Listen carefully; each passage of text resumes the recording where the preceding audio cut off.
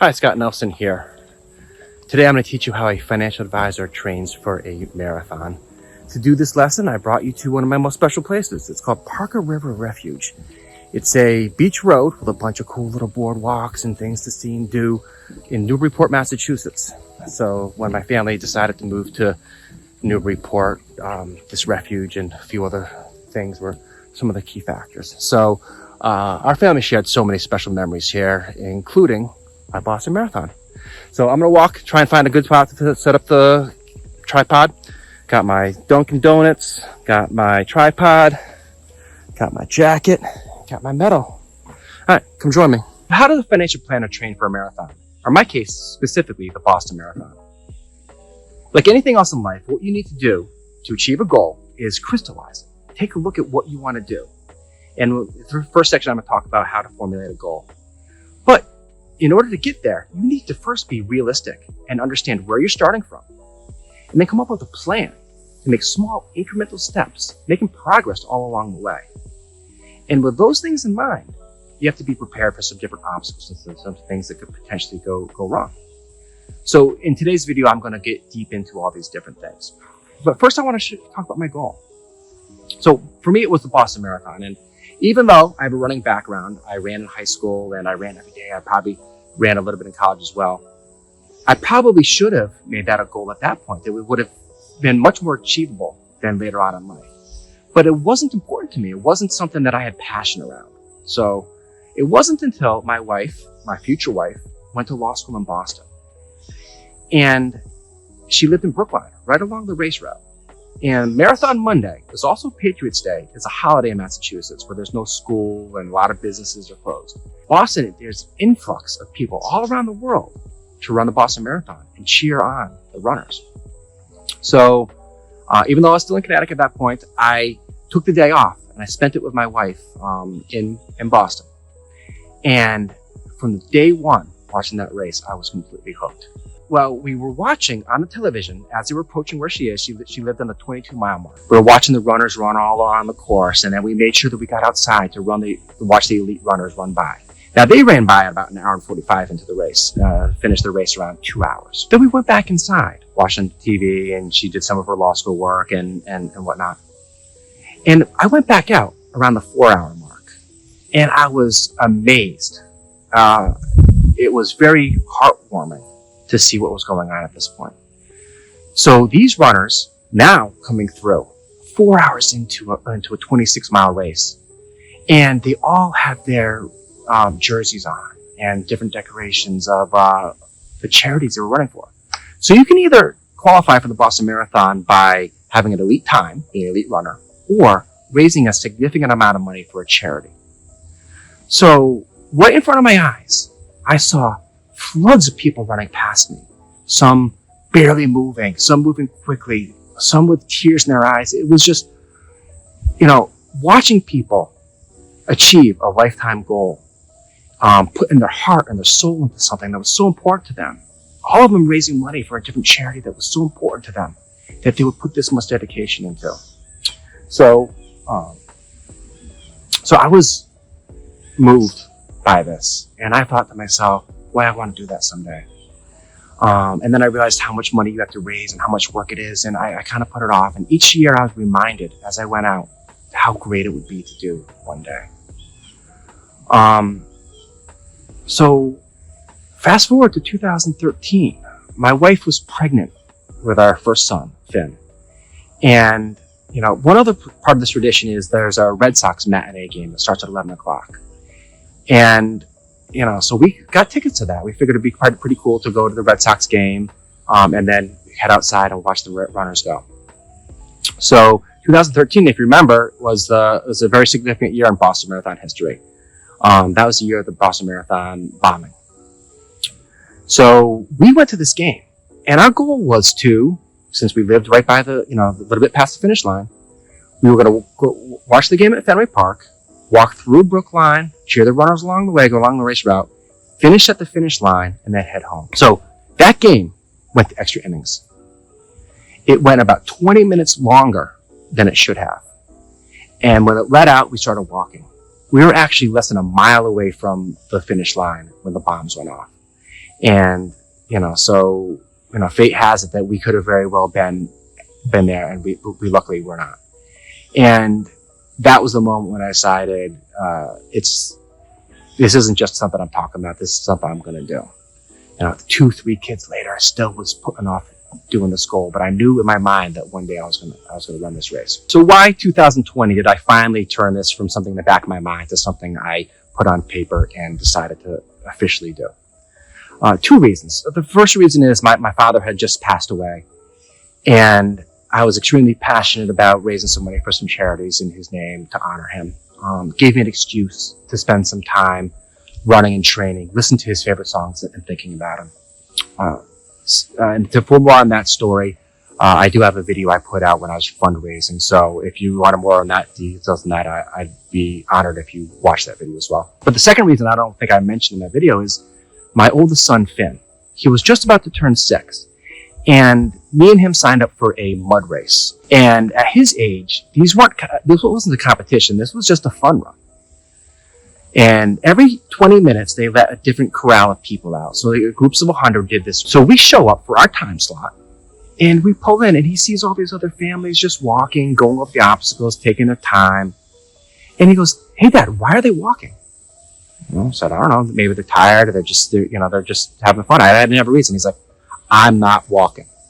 I was like, "Okay, buddy, sure thing. Yeah, okay." We show up at the starting line. He's sizing up the competition, and I'm like, "What's going on here?"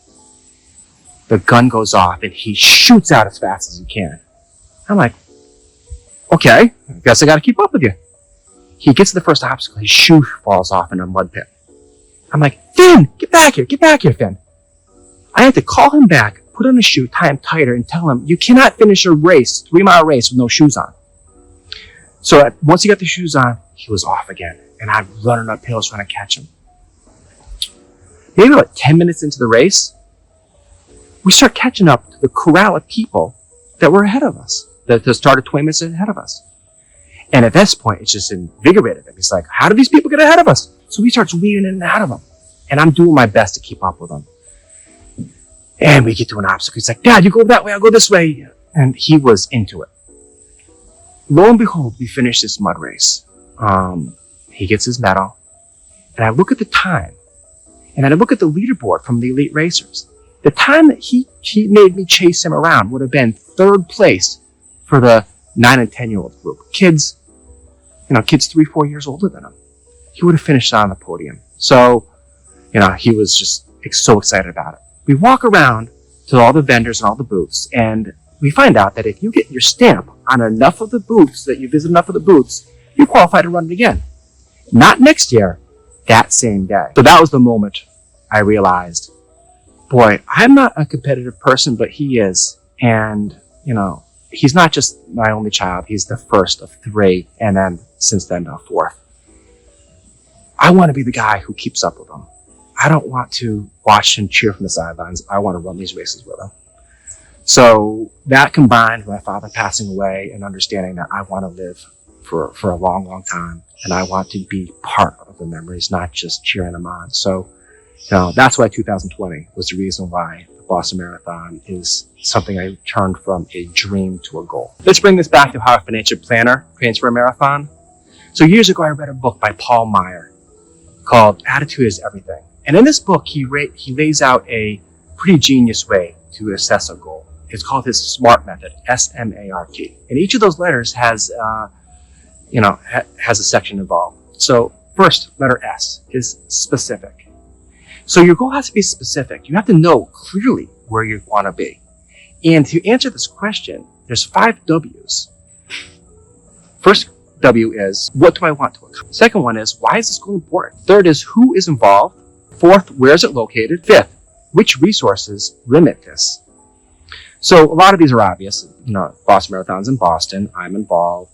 Why it's important. It's, I went through that in the earlier section, honor my father and just keep it up with the kids.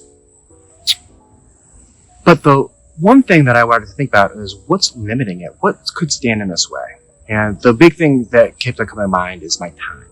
So my time was limited. Letter M, measurable. So when you set a goal, it can't be something arbitrary. You have to have not just specifics, but it also has to be measurable. So the measurable of the Boston Marathon is 26.2 miles. Third letter A, is achievable. Is this goal achievable? Is it realistic? So I felt it was. You know, I saw all these other people and I pictured myself in them who ran by at the 4 or 5 hour mark. And I thought to myself, that could be me someday. So I definitely felt it was achievable. It's not like something I was saying, I'm going to run an ultra marathon, I'm going to run a 100-mile race tomorrow. You know, it's got to be something that's realistic and achievable. The R stands for relevant. Is this something that actually means something to me? Does this match our other goals? Is it in line with my family's priorities? And am I the right person to achieve this goal? And, you know, I think I answered this earlier, but it definitely was in line with my family's priorities. It was having me do something that I would have in the past thought was selfish, spending all this time running, to something for me to be around and to take care of myself, to benefit my wife and my kids. And so it was the right time. And the T in SMART stands for time bound. It can't be something indefinite. It can't be saying someday I'm going to run the Boston Marathon, because that's when it was a dream. It wasn't a goal. Once I said I'm going to run the 2020 Boston Marathon on April 20th, 2020, I then knew I had exactly 5 months from the day I found out my application to run was accepted. I had 5 months. So my timetable was set. So this is a great way to think about goals and really solidify them. Anytime you're working towards something, you know, you really need to be specific, measurable, actionable, relevant, and have a timetable involved. So let's talk about how a financial planner trains for a marathon and the plan he comes up with. So what does any do-it-yourselfer do? You go to Google, right? So I started Googling. I have exactly 5 months. They told me on the day before Thanksgiving that my application was approved to run the Boston Marathon. So I was going to be raising money for charities, and I had a spot secured on April 20th, 2020 to run the Boston Marathon. I had exactly 5 months to train. So I started Googling, is this even possible? I should probably thought about this ahead of time. So I said, what is a 5 month? Started typing again, marathon, and before you know it, Google starts filling in the blanks, telling me that it's possible. And there wasn't just one, there was hundreds of different variations of this training program. So I clicked on one. I thought to myself, they're not talking to me. This Google search is talking to somebody else who has a baseline of running. You know, I can't go out and run 4 miles tomorrow. Let's go another one. Every single one of them had it. So their training, their plan wasn't specific to me. They don't know where I'm coming from. They don't know where I'm going. At that point, I didn't even know where I was going because I didn't have the specific of how fast I wanted to go. I just knew I wanted to finish. Was I going to try and win it? Probably not. I wanted to finish it. So I started thinking about what's a realistic goal in mind, and let's figure out a training plan to get there. So I need to know where I'm coming from and where I want to be, and then come up with a plan to bridge the gap between those two. So how fast do I run the Boston Marathon? The winners run it in 2 hours. I think to get the medal, you need to run it in 6 hours. So somewhere between there, you know, and I remember my motivation, the reason why this became something important to me is those people who inspired me running it in 4.5 hours. So I Googled, what's the average marathon time? And it was 4 hours and 20 minutes. Now the math going on in my head right now is 4 hours times 60 minutes is 240 plus 20 minutes, 260. Wait, 26 miles, 260 minutes. That's 10-minute miles, 6 miles per hour. Okay, so if I can achieve a comfortable cruising pace of 6 miles per hour, 10-minute miles, I'll be able to achieve this goal. So now I know where I want to go. Where am I currently? So I called up a client who won a Boston Marathon 50 years ago and had a great conversation with him. And he said, first most important thing is do not hurt yourself. You just got to make small little incremental things. And I'm thinking, this is how I talk to clients. You need to make sure that you don't do something painful. You don't oversave or over budget and make something restrictive. You have to just make sure you do something comfortable and start making progress. And he said, go to the gym or go outside, run for 3 minutes, walk for 1. Run for 3, walk for 1. Do this for an hour. And then start building upon that. So that night, I joined a late night gym. And I said to myself, the resource I have is my time. And the time I can afford to put towards this goal, or my cash flow in this scenario, is every other night. I can't go like these Google things are telling me a morning workout, a nighttime workout, strength training, Pilates, yoga, run 6 miles on Sundays, 3. None of that worked. I could commit 3 nights a week, maybe 4. So I joined a gym. Once the kids are in bed, I went to the gym. It's going to be winter, so it's going to be dark. I'm going to go hit the treadmill. So that night I joined the gym. I jogged at a comfortable pace, a slow jog, 4.5 miles per hour. 3 minutes, walked 1. 3 minutes, walked 1. I did that for an hour. Next day I felt fine. On day 3, second training mission, I went 4 minutes, walked 1. And I added 1 minute each day. So I got to the point where I was running 15 minutes and walking 1 at that slow jog pace. Next step was I needed to start getting a little bit quicker. I need to get to that cruising pace. If I want to do this in 4 hours and 20 minutes, I need to go 6 miles per hour. So the next day, I did my 15 and 1s, 15 minutes runs, 1 minute walks. But instead of doing it 4.5 miles per hour, I did it 4.6. I couldn't tell the difference. Next day, I went to 4.7. Couldn't tell the difference. And before you know it, after another 15 days, I'm out 6 weeks into my training. I've now gone from nothing to being able to go 6 miles per hour for an hour comfortably. So this brings up the part of the planning process. You set the goal, you do the little things, and you adjust along the way. You track your progress. So now that I've got my cruising speed down, my body's comfortable going that fast, I now just have to start extending it. Now I had at that point 4 months left before the marathon. I was about a little more than a month into the training. So I now got to go from running that pace for an hour to 4 hours.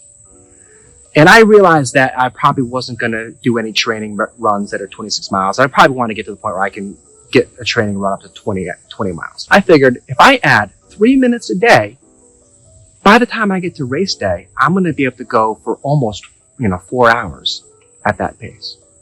So the next day, after I achieved the 6.0 miles per hour for an hour, I went an hour and 3 minutes, and an hour and 6, an hour and 9. I just started adding a little bit to it each day.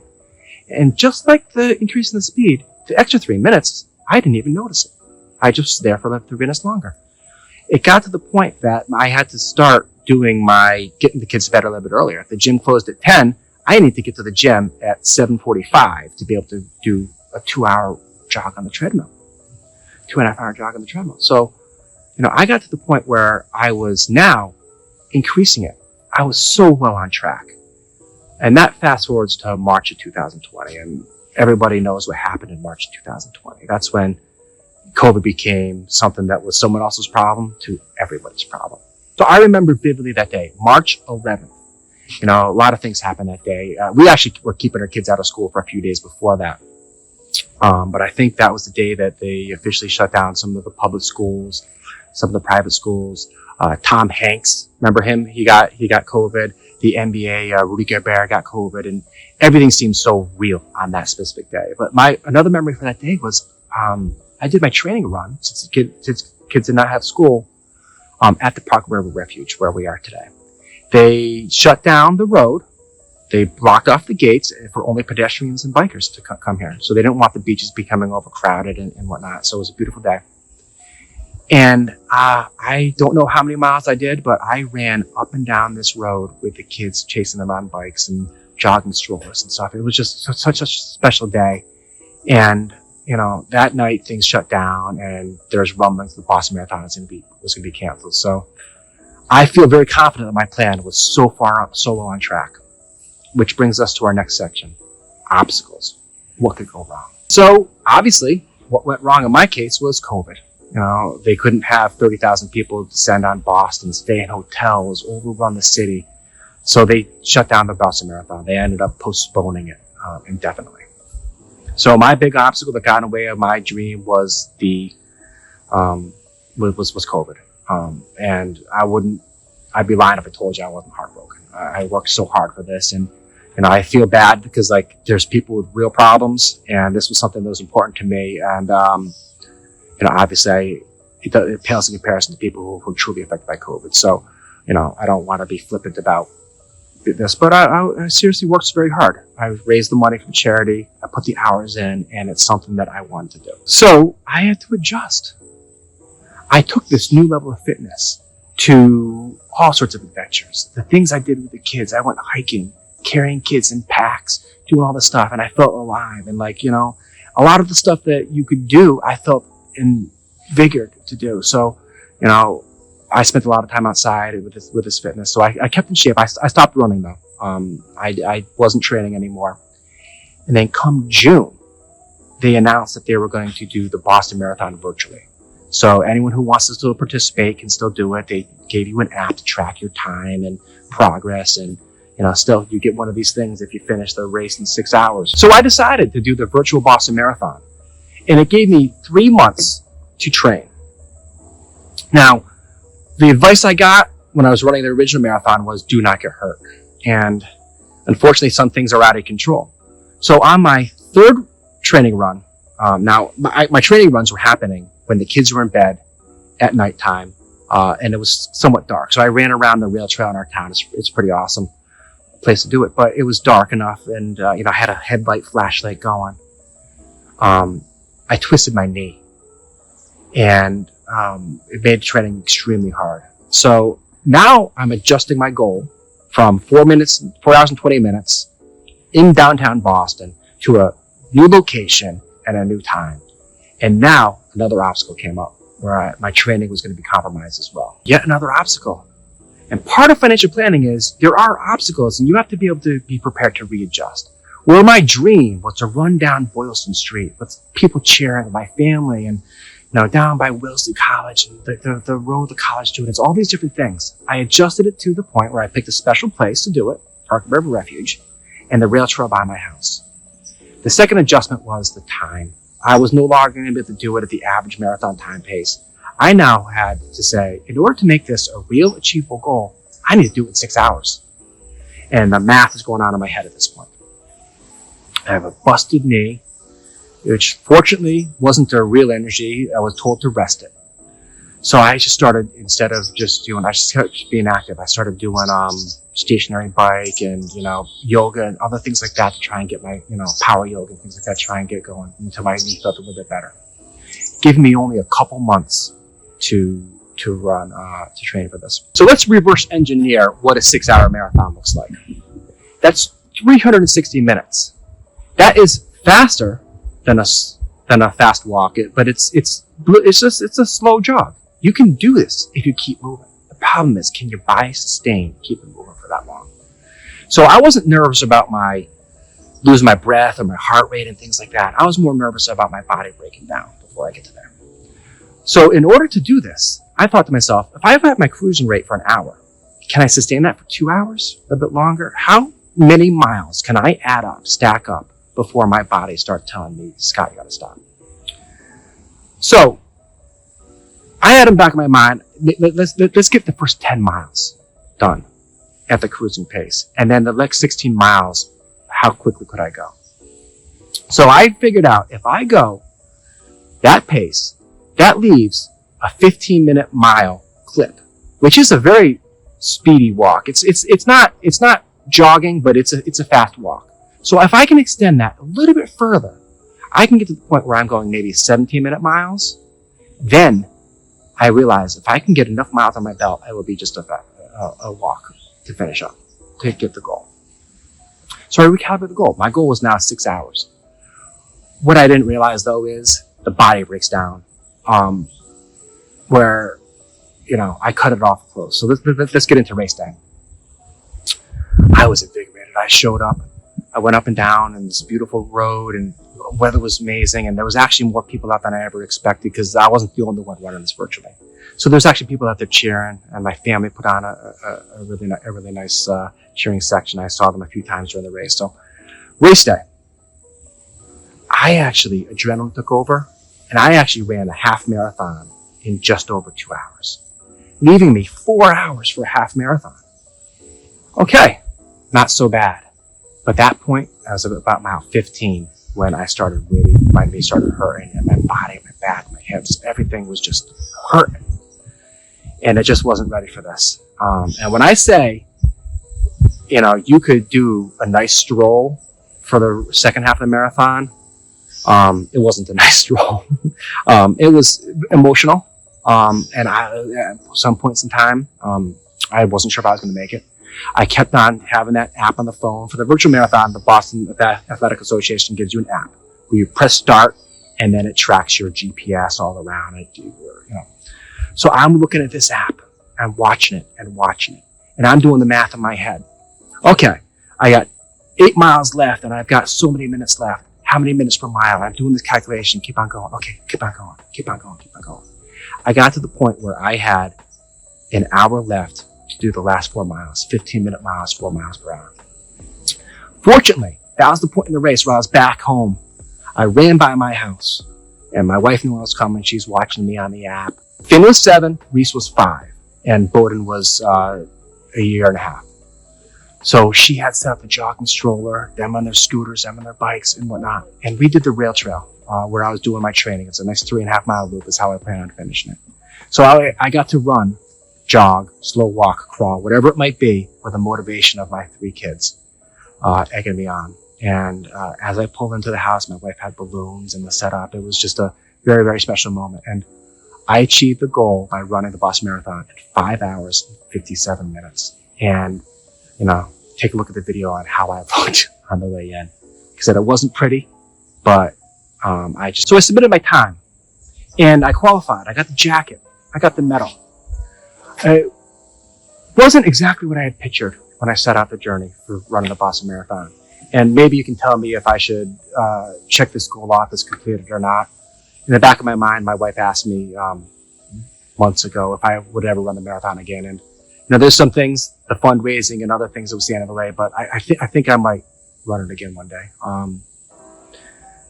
That doesn't mean what I achieved wasn't special in its own way. You know, I set a goal to run a marathon, and the picture I had was running down Boylston Street, having the people cheer, being handed the jacket, handed the medal, and you know, in a place where I watch other people who have the same struggle. But this day ended up being special in its own way. Being able to run up and down a place that I'm going to be bringing the kids, hiking, doing these things like this all the time. Having this as my spot where I have this memory that's my own for the rest of my life is going to be something that's cherished. While I was disappointed I didn't get to do the Boston Marathon, part of the financial planning process is tracking and adjusting and being okay with the outcomes, understanding I did everything I could to get to where I was going to be. You know, same thing with your goals. You start with a picture of retirement and 30 years of life happen. What you end up getting isn't necessarily what you started out thinking of. That college you're saving for might not be the one your child goes to. They may end up going another path. But if you don't do the things along the way, none of that would be possible. And if I didn't do the training, this special memory I've created for me and my family, running the last 3 miles of a marathon, pushing a stroller, with my children next to me, my wife cheering at the finish line, it's something I wouldn't have had on the goal I originally set out to do. So, brings me back to, like, I'm writing these blogs about don't shame yourself. You know, don't skip the coffee. Don't skip the memories. You know, make sure that you live along the way. You know, be happy with the progress you're making. Do the little things. Make incremental changes. But make sure you enjoy the ride. Enjoy the journey. And understand where you're going to end up is where you're supposed to be. So, with a plan, it will give you the peace of mind that you're doing everything you can. And that if things pan out, they're going to be great. And if they don't pan out exactly what you said, you've made enough progress that you can make adjustments and do things wonderfully as well. Thank you for making it through the story. Hope you can tell that it was something special to me. I've been putting off doing this video for over a year. I just waiting for the right time to do it. So thank you for your attention today. I understand that this was a little bit of the longer end. So again, thank you. Please subscribe. And you know, if you did make it through, let me know if you're, in your opinion, if I should check this off as a goal completed or if I should, again, train for the Boston Marathon.